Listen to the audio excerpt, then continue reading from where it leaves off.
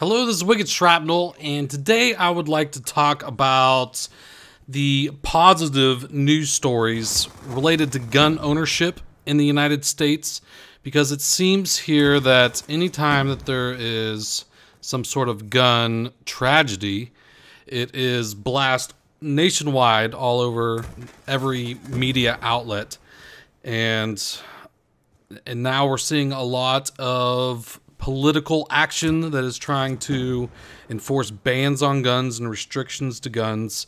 And it seems like the media is really backing the government's agenda for getting gun control and gun bans in the United States. And although the shootings and things like that are very tragic, over the past 15 years, it's been reported that there have been, I believe, 323 deaths attributed to school shootings. And that seems like a high number, and any loss of innocent life is tragic. But the things that you don't see on the counter side of that is how many lives were actually saved by someone owning a gun and being able to defuse some sort of tragic situation that was about to unfold because they had a gun there and was able to stop the person who was about to commit murder or kill a lot of people. And I'm going to link a lot of these news stories in the description. It usually only appears on, local news stations, and it never gets national coverage.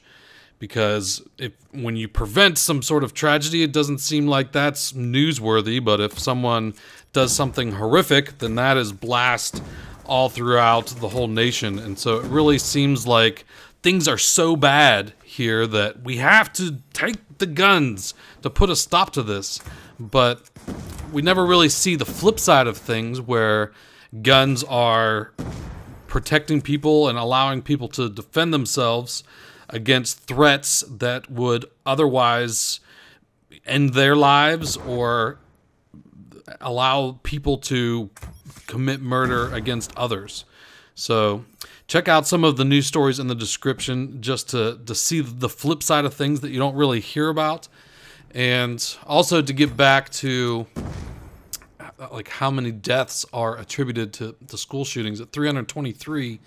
That seems like a big number, but if we look at some other statistics of loss of innocent life in America, every year 12,000 people die due to drinking and driving. So someone behind the wheel and kills themselves or kills others, and 12,000 people a year is a lot bigger number than 323 over the past 15 years. So if we're looking at loss of life, drinking and driving is definitely a bigger threat than school shooters. And if we're to, if the main goal is to stop the loss of innocent life, you would think that our government would be like, all right, these people are drinking and driving. We are going to have to put a ban on cars, because we can't have, all these innocent lives could have been prevented if people just didn't have access to cars. Cars are obviously too deadly of a tool for the general population to have in their hands, because some people decide to get drunk and go out and drive, and they're going to kill people. So in order to protect these 12,000 people getting killed every year, we are going to have to take cars away. So only government officials are going to have cars, because we just can't trust the general population with that responsibility to be able to, monitor themselves and be good drivers, because they obviously can't control themselves, because 12,000 people a year are dying. And when you look at that argument, you're like, no, I am a responsible car driver, and I will not get drunk and get behind the wheel. And why should I lose my right to have a car and be able to, transport myself around wherever I want to go, just because some people decide to be irresponsible or be crazy and misuse a car and turn it into a deadly weapon that is able to kill people, and it kills innocent people. So that, to me, would not be an acceptable resolution to the problem of drunk driving.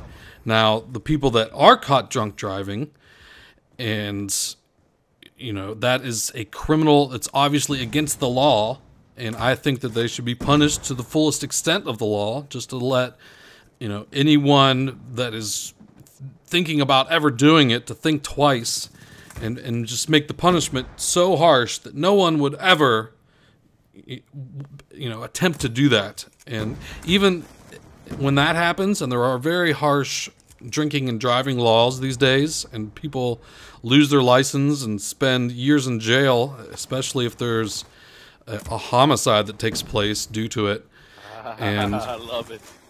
And that's really the way I think that gun control should be, enforced. If you use a gun in a crime, it should just be automatic life in prison. If you, use a gun and you go hold up a 7-Eleven and put a gun to someone's face, even if you don't kill anyone, you're threatening and committing a crime using a gun, and you get caught doing it, it should just be automatic life in prison. And then people would definitely think twice before they ever did that. But you're still not going to stop someone who's just suicidal, that has no regard for life, from committing these atrocities. And when someone just doesn't care about their own life or care about the life of others, there's really no laws that you can put in place to prevent them from doing what they're going to do, because they're going to find a way to do it anyway. And if they didn't have access to a gun, they would use a bomb, or they would use a knife. They would, they'd find some way to do the horrible things that they're set on doing.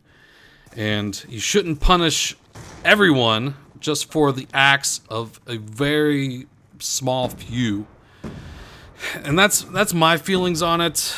I know that this is a controversial issue, and especially in people that live in countries that have gun restrictions, that they don't really see the United States stance on it, because there's so many guns in the United States that we're never going to get rid of all the guns. There are guns everywhere, and most of them are not registered. No one knows who has the guns or where the guns are. There's guns everywhere. So if you set laws that says, okay, everyone has to register their guns, turn their guns in, the only people that are going to turn their guns in are the people that actually care about the law, law-abiding citizens, and there's still going to be 60 to 80% of the guns out there still.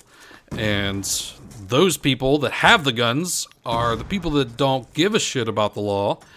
And now they have guns, but the good guys, law-abiding citizens, don't have guns anymore to protect themselves against those people. So yes, a utopian society where you could snap your fingers and just make all the guns in the world disappear, and all knowledge of how to make a gun, and guns just don't exist, sure, I would vote for that. But that is never going to happen. There's always going to be guns around, and you shouldn't take the guns away from law-abiding citizens and allow the criminals to still have them. So, I hope this commentary made a little sense. You may have a difference of opinion, but I just wanted to share. So, I'll talk to you later. Take it easy.